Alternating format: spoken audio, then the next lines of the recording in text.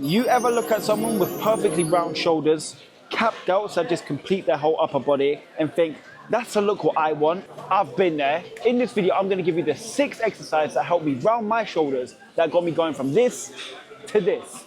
So let's do this. So before jumping into any exercises, it's worth understanding what we're actually training. Your shoulder or deltoid isn't one big muscle. It's made up of 3 distinct heads. The anterior, which is the front, the lateral, which is the side, and the posterior, which is the rear. Each head has its own job.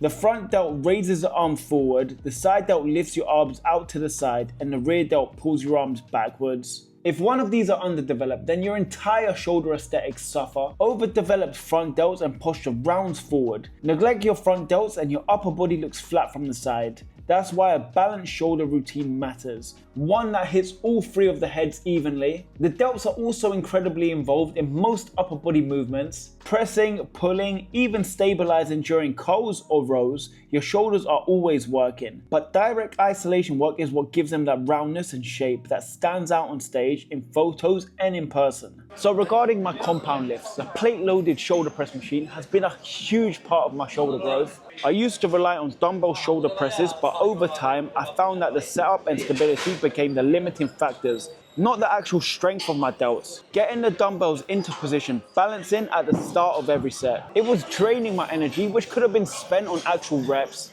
And that's where the machine fixes that. The path is controlled, so your shoulders move safely through the same range every time. That means more consistent overload and less joint strain. Because you're locked in, you could 100% focus on pressing through your delts, not stabilizing or worrying about injuries. I felt like I could lift heavier on a plate-loaded machine than doing it with dumbbells, and that heavier load translates to bigger delts. Another huge benefit is the efficiency. Machines let you train closer to failure without a spotter safely. You could do drop sets, partials, or even lower eccentrics without worrying about losing control. For me, that movement builds that dense, rounded look across the anterior and lateral heads, and it's been a stable first exercise for a push day or a shoulder-focused day. The military press is a classic shoulder builder.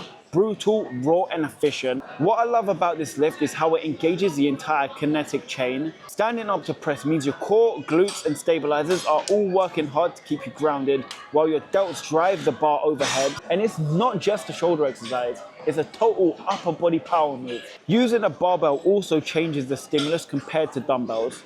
Because both arms are moving together, you could generate more force, leaning to progressive overload over time. That steady progression directly translates into muscle growth. I personally like rotating between the plate-loaded shoulder press machine and the military barbell press, depending on the day. The military press teaches control and raw strength. The plate-loaded machine lets you isolate and overload safely. And together, they're the backbone of my shoulder development. One builds power and one polishes the form. If you're enjoying this video so far, give it a thumbs up and don't forget to subscribe. Regarding the lateral head, for the longest time, this was my favorite lateral delt exercise, and the reason was the cable. Cables create tension, which keeps the muscles under stress longer and promotes hypertrophy. Doing the movement across your body gives a full stretch at the bottom, and that stretch is key for muscle growth. You can feel the delt elongate and then contract through the entire range of motion. Another thing, I love how smooth it feels. There's no jerking, no bouncing, just controlled movement. The cable allows you to move naturally without momentum taking over. It's one of those exercises that feels light but burns like fire when done right. For side delt isolation, it's top tier. But lately, I've been obsessed with the seated dumbbell lateral raise. It's simple, but when you do it right, it's unbeatable. The seated version completely removes momentum. No swaying, no swinging your torso. You're forced to rely purely on your delts to lift the weight, which makes each rep way harder and more effective. But what's changed the game completely for me is tempo. It's raise up for 2 seconds,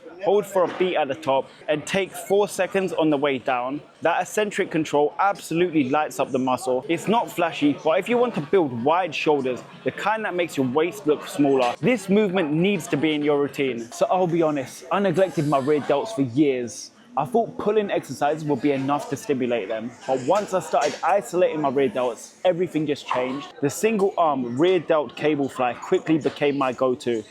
I do it one arm at a time so I can get a full range of motion, putting slightly past my torso to get that deep contraction and stretch. The constant tension from the cable means there's no dead zones, Your rear delts are working from the first inch to the last. I keep the movement controlled, elbows slightly bent, and think about leaning with the back of my hand.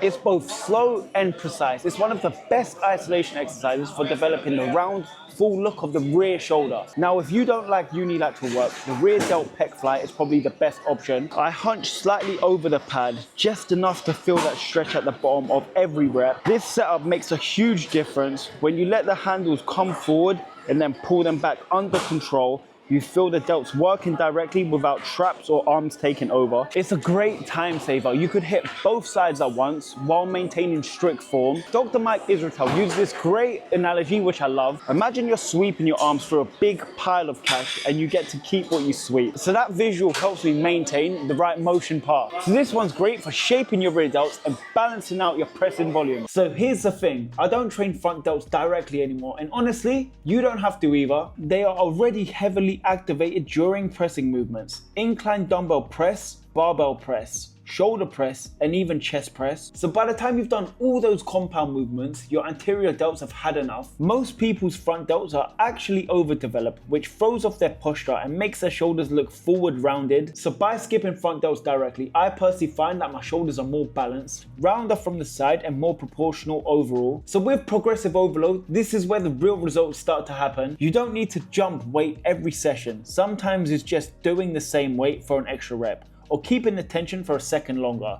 The goal is controlled progression, not ego lifting. I track my top sets to make sure I'm either increasing load, reps, or intensity week to week. That's how you build real size over time. Every working set I take to failure, but failure doesn't mean form collapse. It means reaching that point where you physically can't complete another clean rep. That's where the magic happens. Those final reps under control is what stimulates the most growth. Whether it's a machine press or a lateral raise, those are the movements that separate average workouts from progress. Tempo has been a huge part of my growth, which I picked up from analyzing a C-bum video, which you could check out by watching this video up here. I use the 4-1-2-1 tempo. 4 seconds lowering the weight, 1 second pause at the bottom, 2 seconds lifting, and 1 second squeeze at the top. This forces your muscles to stay under tension, which drives hypertrophy. It's not about how fast you move the weight, it's about how much quality work your muscles are doing per set. Especially on isolation movements, slow and controlled always beats fast and sloppy. And that's exactly how I built my shoulders. Balanced program, smart training,